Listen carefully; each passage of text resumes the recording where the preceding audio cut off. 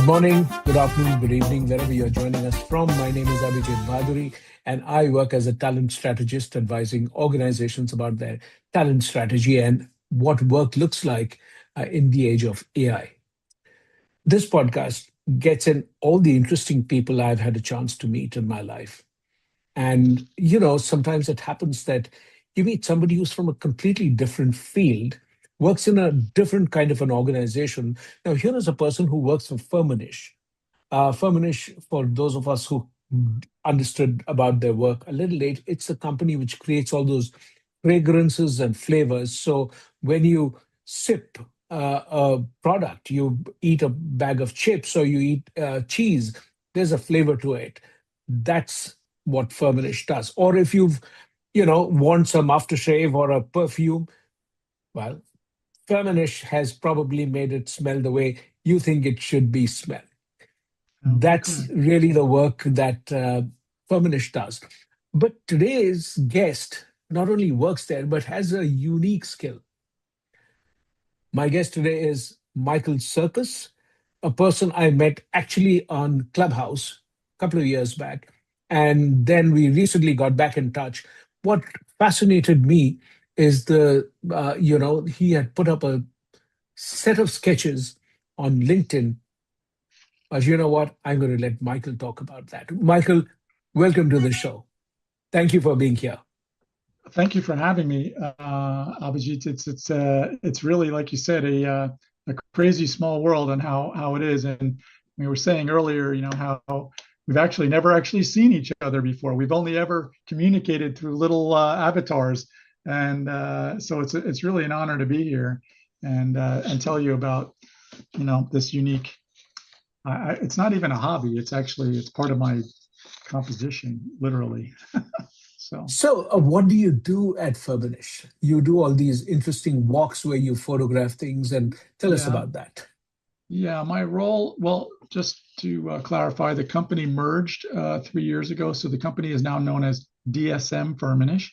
But you're not wrong in the legacy Firmenich aspect of, yes, fragrances and flavors is the global business that we are in, and my role is by title Senior Director of Global Foresight and Design, which is also something I made up along the way. I've been doing this with the company now. I'm in my 27th year doing this, and it's all about foresight. It's about uh, it, elevator pitch, inspiration for innovation. I'm responsible for going out and identifying changes in consumer lifestyle, cultural shifts, uh, and how those things are going to have an effect on our business and more importantly, our customers' business in most of the major CPG brands in the world. So they're also looking to be able to create for the future. Anybody in product development is, minimum 18 months out, but mostly 3 to 5 years out. And how do you know what to do for a consumer who doesn't know they need something yet that you're going to have ready for them in that time frame? My job is to kind of bring that information to them so that they're a little bit more directed in the right space at the right time, so that they meet each other when they get there. And I look for that inspiration at events, in the streets, as you said. And I don't do any of that work online. I do not do online research. All my research is boots on the ground. You know. So, tell me about what do you look for when you walk in a city when you're going there? Talk to me about the most recent experience of walking into a city and what did you observe there and how did Sure. it show up? And, You know, or you can talk to me about a very old project that you did, which you can now well, I talk mean, about. it's for me, it's all about signal detection. So I like to say that the work that I do is pre-trends. If it's a trend, I It's feel too that it's late. too late. If it's already a trend, you've missed the boat. If you don't want to be a leader in that, I mean, there are people who are leaders as followers, and that's fine. And you can wait till it's a trend and prove it and go with it and ride the wave. But if you want to be, surfing it and really ahead of that, you need to be paying attention to the signals that are the things that will ultimately become a trend. And how do you identify those things? it's connecting the dots. It's still a lot of the human element. It's the gut. It's a gut feeling. It's many years at this point of experience and knowing what's new and what's next. So when I do that, I'm looking for those things that I haven't seen before. I'm looking for those things that stick out, those things that are a little bit out of the box or out of the ordinary, or even just ordinary but not familiar. Because you'd be surprised how much of my customer base and even my internal colleagues are not so quick to be able to go to some of these places. And sometimes that's even in their own backyards, Give which me is an surprising. example of something like that. Oh, I don't know. It's just like some people, I've taken customers who are based on Park Avenue and 49th Street on a Trends Walk in on 65th and Lex because, people go, they only go the route that they go. They eat where they eat. They take this train and get off at that stop and go here, go there. They don't venture out of their own safe space. And sometimes the things you're looking for are just outside of where your safe space is. You need to get out to the edge. You need to go a little bit further than where your regularly scheduled activities may be lying because you're falling into that space of not noticing what's different because you're so used to what's the same. So, like recently, for instance, I was just in San Diego this weekend, and I went to the Specialty Food Association's Winter Fancy Fair, which is when it's in New York, it's known as the Fancy Food Show. And I spent 2 days walking the floor there, and I was solo, so I was able to kind of cruise through it. But you know what you don't know what you're looking for, but you know what you're not looking for, and that's I don't know how else to explain it. So an What are example of you that. not looking for? What are you not looking I'm for in not this? looking for, well, you may have used the example, but I'm not looking for, a new cheddar cheese. I'm not looking for olive oils and tomato sauce and whatever. It's not that it's ordinary or that there can't be something breakthrough happening, but generally at a show like that, you're not going to find that there. I'm looking for the guy who's got dill pickle flavored pork rinds. I'm like, okay, that's different. Like, what? Why? What is he doing with that? Or the fact that he's made a powder out of them, so now you can make a fried chicken, and that fried chicken with a pork rind dusting now adds 17 grams of protein to a piece of chicken that's also so you're looking for these things that are just like, wow, that's I haven't seen that before. That's different. And I can connect that to other things I'm seeing. There was a company there called Lasso, who's out of Somerville, Mass. They're working on a new technology for pulling fibers out of foods and turning them into chips and chews and some other things. And it's like, a whole new technology for food creation. They'd never been at the show before. They have no quote unquote sales in that regard in terms of retail. For me, I was like, wow, I'm interested in the machine. I'm interested in the technology. I'm interested in the products they're making with it. I'm interested in, like, because I can be the first one to bring that to my customers and my internal teams and say, this is different. Nobody's doing this, and yet their customers are the same customers as my customers. We should be paying attention to this. It's that kind of a thing. So I can, you walk by, you're looking for those things, and I'll do the same thing in the street. When I'm going to a cafe or a particular kind of shop, or even just down an alley looking at street art. It'll be the same kind of signal detection I'm looking for, a color, a message, a graphic, a visual cue, something that just sort of sticks out and goes, hey, you should be paying attention to this, and then I'll grab it, What do you photograph look for in it. street art, for example, that really, speaks to you? In street art, I look for the messages mostly. You got to know that street art is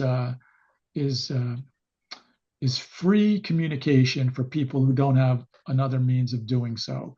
It's a place for artists in particular, creatives. I'll be more broad than just artists. Creatives who have something to say, something to communicate that they feel compelled to put out into the public awareness. Even if you're just walking by it, it's a sticker, it's a spray painted communication, a message, and all of those things that people are just sort of zoning out and going by and not really realizing that there's somebody out there in real time needing to say something about what's going on.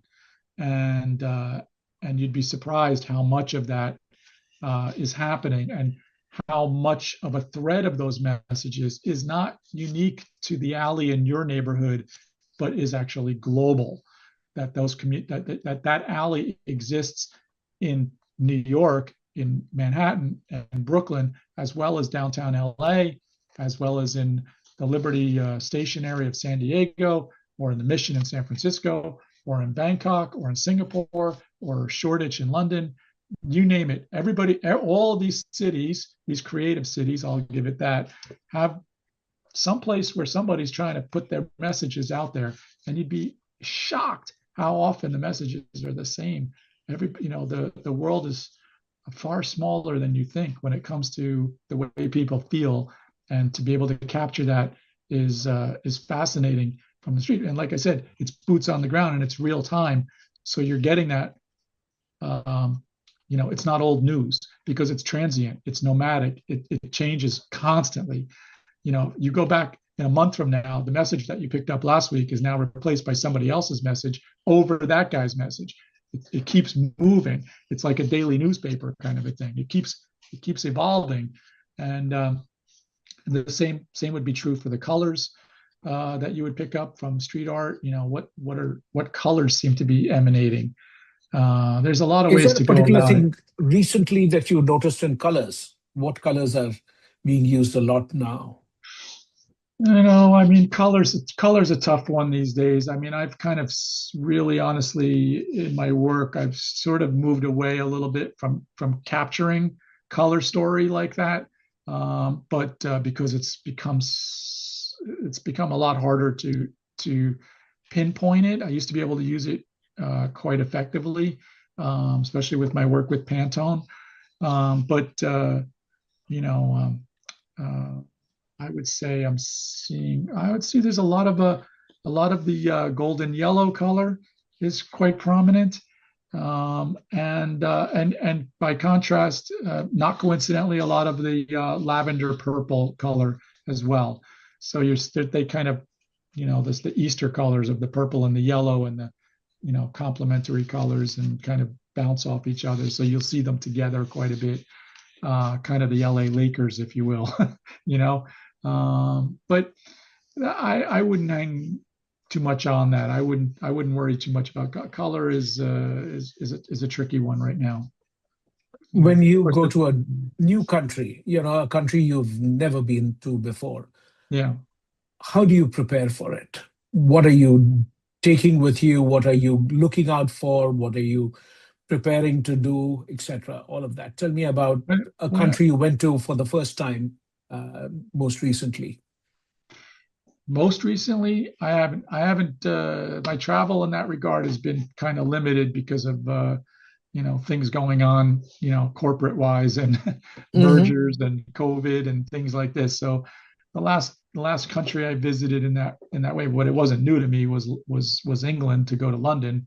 Um, the last truly new place I went was probably Scotland, to Edinburgh, and that one.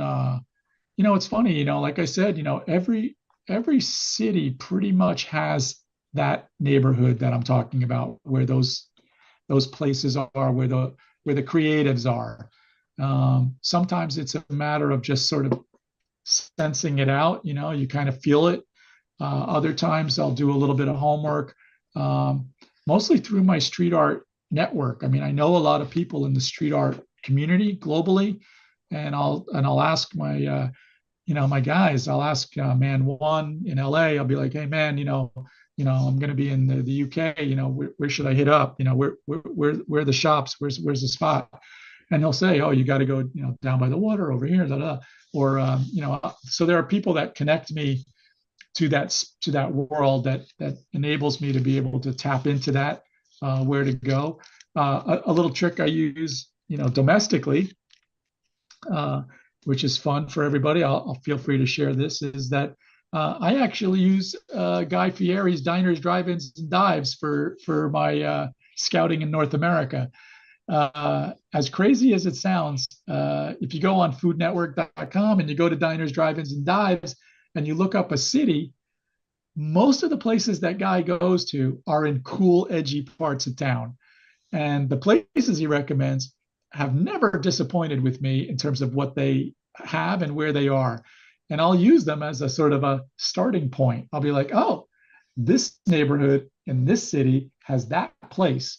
And then I'll go from there. And then I can go, and then I can kind of sense it out like, oh, now go down here, go down there. And there's a vintage shop, and there's a tattoo parlor, and then there's graffiti supplies, and then there's this. And inevitably, they all kind of fall into place.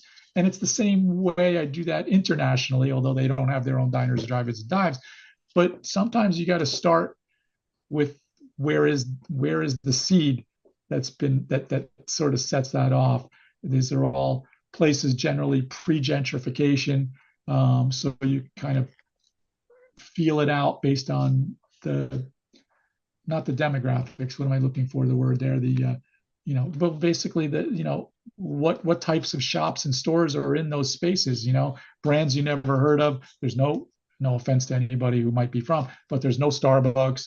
There's no, they haven't moved into those places yet.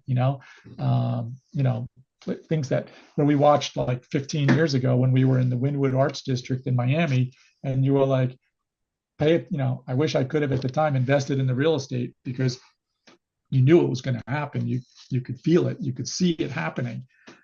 I like to say if you paint it, they will come, and and they do. It has yet to prove me wrong. Yeah. So if a city has a lot of graffiti, what does it tell you? It tells me there's a underground creative community that's happening here. Depending on now I'm talking graffiti street art, not vandalism. That's two different. That's Sure, sure. completely it's a separate category. Vandalism. I'm not going after vandalism. I'm going after where the street art is, and you can see the difference clearly. Sure.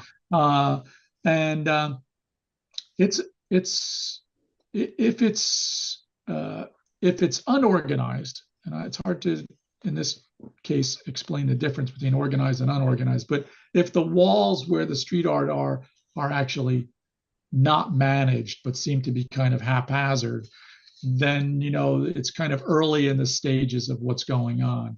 Once it starts to get organized, and I say organized meaning that there are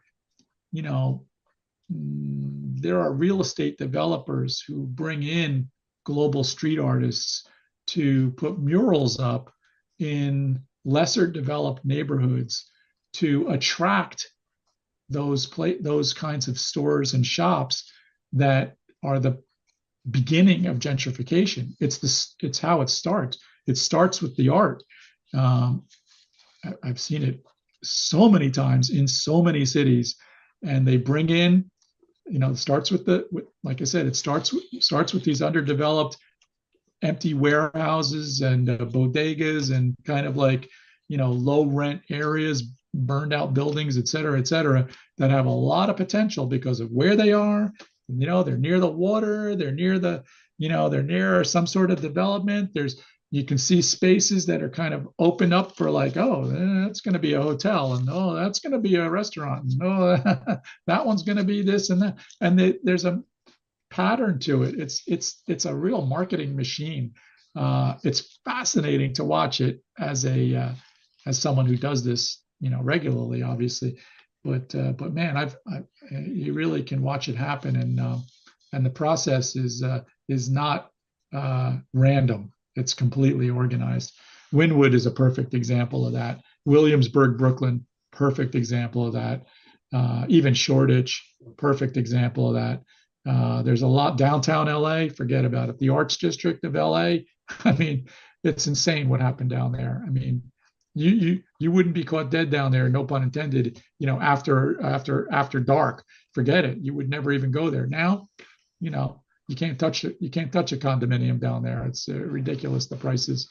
All new buildings and fancy restaurants and valet parking and all that.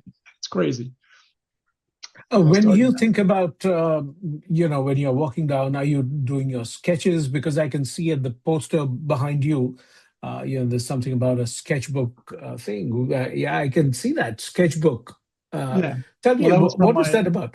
that was from my show in 2018. I had a sketchbook show. It was one of the sketchbook.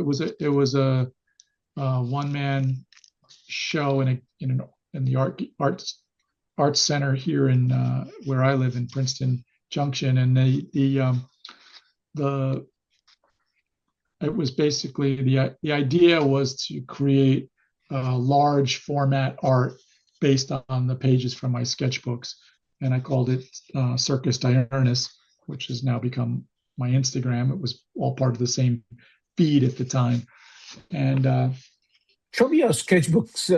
What do they look like? I mean, what is my your sketchbook? sketchbooks are primarily like these. They're roughly, you know, 5.5 by 8, or 8.5 by 5.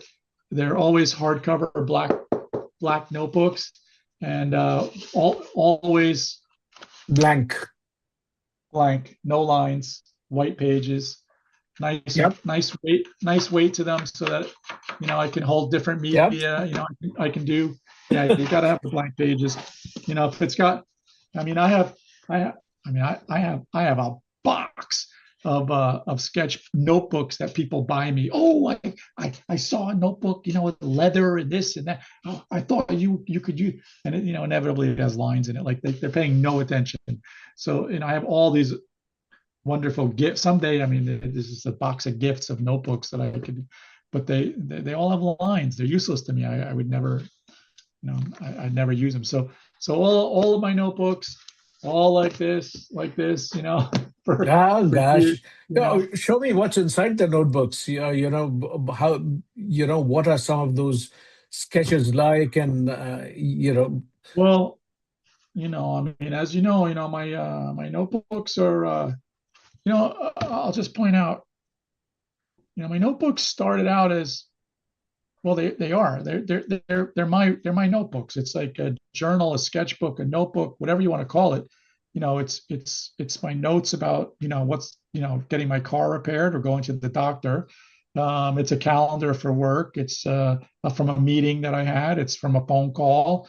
But it's also sometimes it's somebody asks me to do a logo or a sketch, and other times I'm like just trying to figure something out. Sometimes it's something me just writing about my weekend because it was momentous, and or sometimes it's I'm doing a portrait or a drawing. It's so, or a quote that I picked up from somebody, or somebody signed something, or it's something I drew, like on site somewhere. So show me some of the it's like stuff. it's like Oh my God. Wow. so this was me on vacation in Delaware last summer, and Uh-huh. I said to my family, I'm going down by the water to do a drawing. So I A- walked And around, and how long did that take? I don't know, maybe maybe a couple hours, 2 hours or something, just sitting there, and you with a pen, and you just sit there in the sun, and you kind of just, What pen do you use? ooh, well, I'm like all about my pens. I've got countless pens. I'm probably, let's see what I got. I don't know if oh, here. I'm probably the only 62-year-old guy who still carries a pencil case, so, but I've got, in my pencil case at all good times, I got, I've got lots of little erasers and pink erasers, and then I got fine point mechanical pencils. Hmm. Always have a highlighter, another pencil, black fine liners, always black fine liners, very important. Yep. And then for writing, just this is a very special, this is a pen I found in China that I order from colleagues there because I can't get them in the United States. it's a Pilot Wing Gel 0.38, super fine, really great writing pens. I keep always a nice big juicy marker. This one's a Milwaukee just because. Gray pens, lots of gray pens because I like to write in gray sometimes. And also a red just for also for that. And by the way, that's from like I also keep a white pen, for a white Sharpie, white pen. So and a little ruler. so, so it's like honestly, I've practically had the same pencil case since I'm 12 years old. A red pen, a highlighter, a black pen, a gray pen, pencils, never blue, no blue pens. I don't write in blue. I don't take blue notes. I don't use blue pens. It's just, unless it's a particular blue, and that comes from my old days of, old school mechanical drawing. I mean, Hmm. grew up, traditional art materials and in doing mechanicals for advertising and ad production. Blue line never showed up in Yeah, photography. So you just didn't write in blue because psychologically it's not going to show up. invisible. It's invisible. So now obviously blue ink is not the same kind of blue pencil, but it's just part of my thing. I only use the black. It's just easier for me. And when I do the notes, I mean it's collage, so Oh, and wow. you know it'll be sometimes it's just I don't know what you can You, see, like wine yeah, I can labels and see. wine Hmm. Hmm. notes, and other times, you know, it's it's endless. More portraits, like that. Wow. Yeah, That is stunningly good. that's So you Peter did it. Gabriel. Yeah, yeah. I did that that's done in spray paint actually, and pen. So yeah, but the note taking is it, like I said, I've been doing it since since 1977, I think, really more, like, so you'll see like logos, you know, drawings. Wow. And you used um, a ruler for sure, and then No, what you draw no ruler, freehand. all freehand. Everything's freehand. Wow. Yeah. Show it to me again. Make me feel What jealous the again. logo? Yeah, Yeah. Gosh, look at yeah. that. No pens. That No, is no, so no, no, amazing. no rulers. No circle templates. Everything's by hand. I don't have any. Whatever's in my pencil case, that's what I got. You know. Same with That's drawing very like that. basic. By doing like a room design, I needed to measure a room. You know, there's no Hmm. real no. I might have used a straight edge for that for some of those lines, but uh, Hmm. but I use a straight edge. It's funny. I don't have it in this one. Hold on, I keep it in my latest notebook, but I keep in the back of the notebook. There's a piece of cardboard Hmm. that I use, and it's part and I keep this for sometimes if I'm doing something between the pages, I don't want it to bleed through, so I'll slip this in. But I also use it as a straight edge. It's my rule, it's my for Ruler, a handy ruler. handy ruler. It's just for drawing a clean straight line, so I'll do that. But like doing today, like today, this is from today, I drew this on the plane Ooh, did this on the plane over the weekend, and did this morning in the office to make a calendar for what I got going on in January and February. So, just it's I mean, it's endless. This is for my daughter's wedding coming up. So yeah, it's like that. It's wow. It's that's all just, freehand. Yeah, just sit and draw it. you went to art Um, school, clearly. this is always good. These are like this is a spread, right? So, and it's Mm, like I don't. This is why you don't want ruled pages, because I work across the page. If I have to if I run out of room, I just keep going. What, I don't need to worry about the line. I just stay in the zone.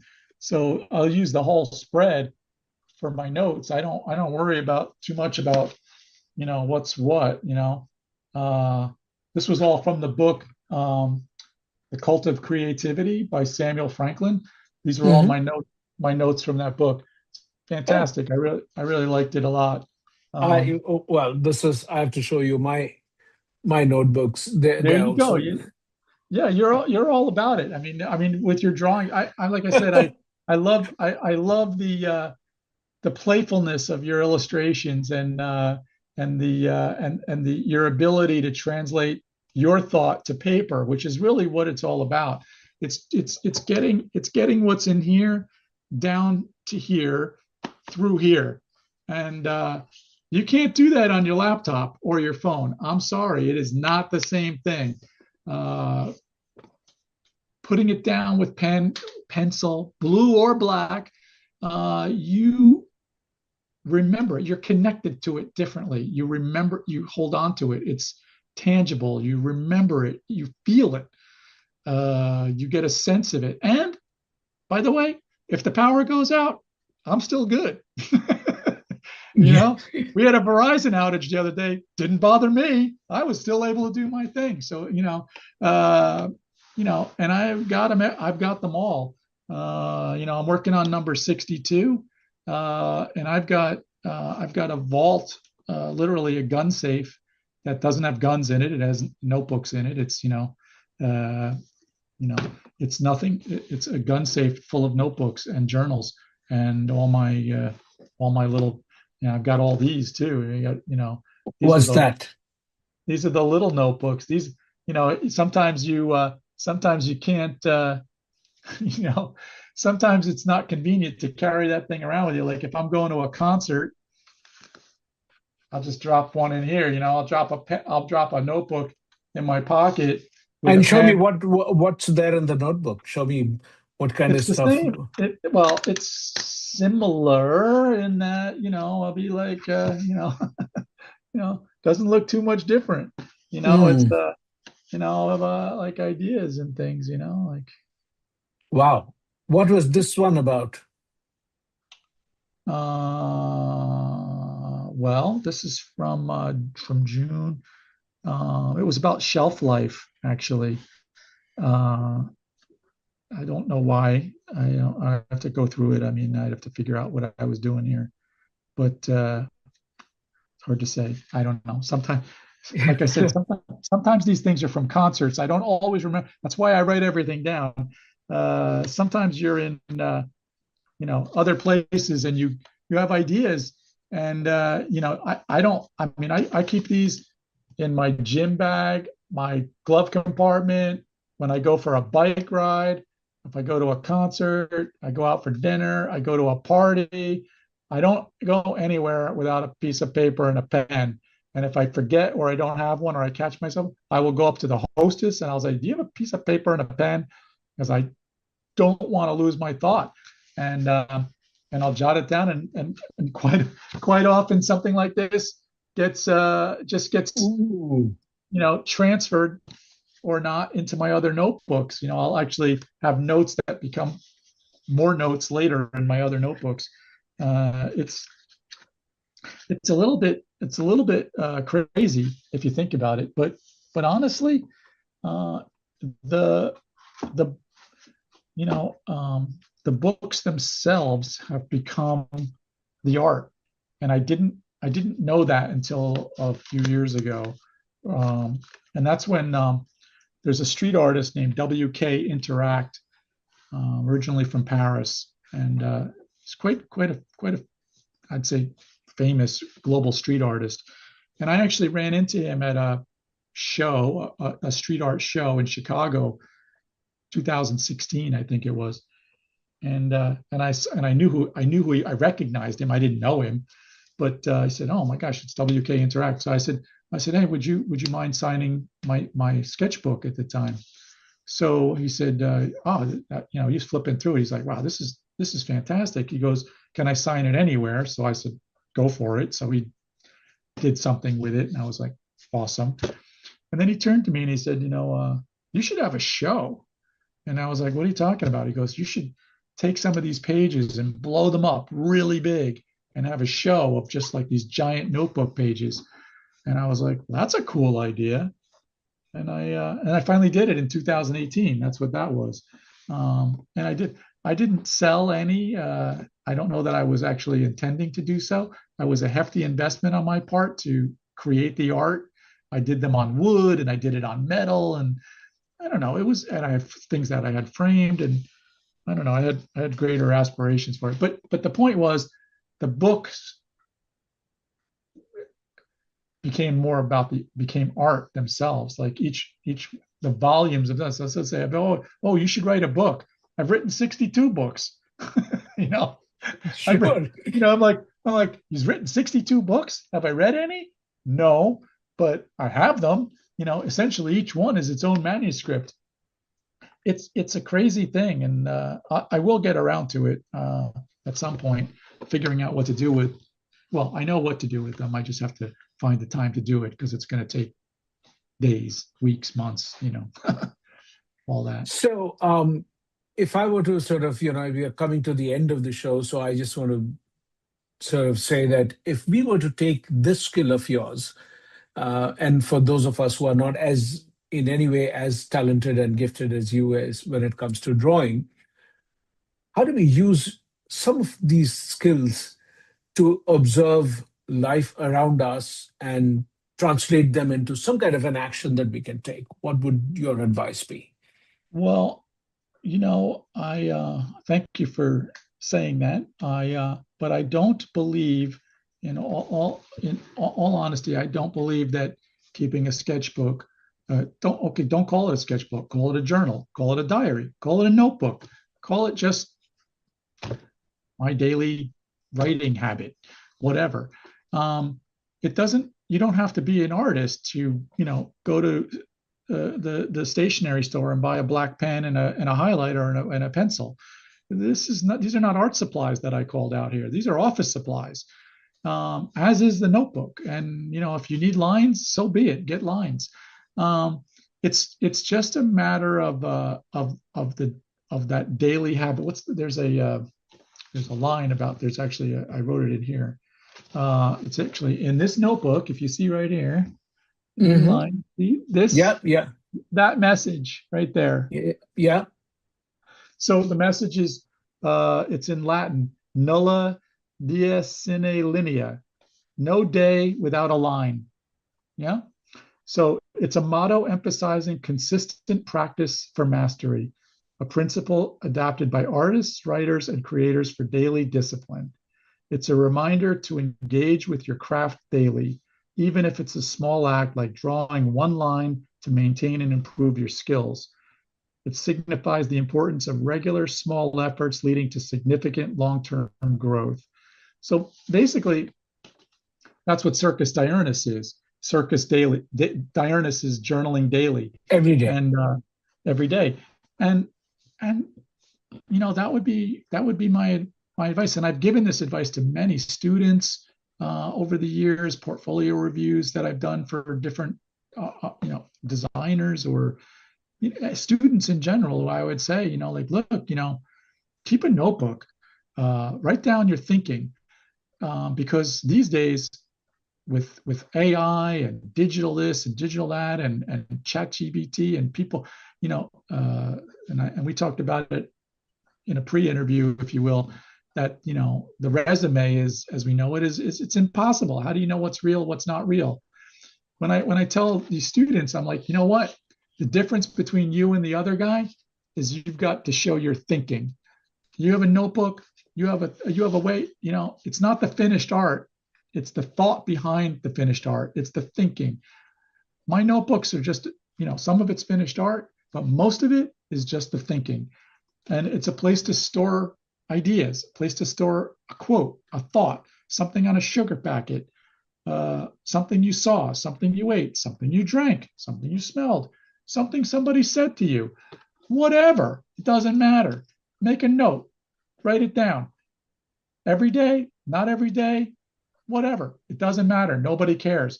And by the way, if there's no chronology, just keep going. There's no, don't, when you're done, and you start the next one. just keep moving. Every page just keeps flowing right into the next page. If you want to date it, time it, it doesn't matter.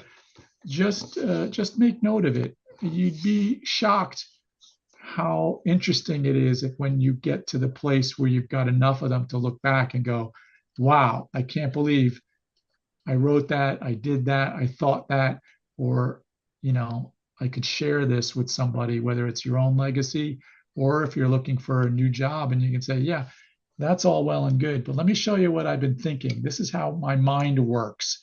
That is uniquely your own. No digital can replace that. No one's going to be able to come up to you and go, well, you must have done that with this or that, some tool, some app, some program, whatever. No, no, no, no. This is me with a pen and a piece of paper, head through heart to hand to page. Can't touch that. Uniquely human, you're done. Thank you. This is so brilliantly captured. And just in closing, I would tell the listeners that, when you think about the industrial age, it was all about interchangeability. The more interchangeable you are, the more likelihood is that you will find a job because you are like somebody else. And so you can do what that person could do. So it becomes easy.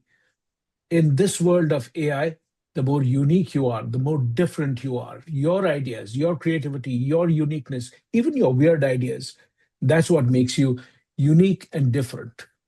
And no better way to express that than in a little notebook, black notebook, black ink, go for it. Thank you so much, Michael. I so appreciate your sharing this wisdom with us.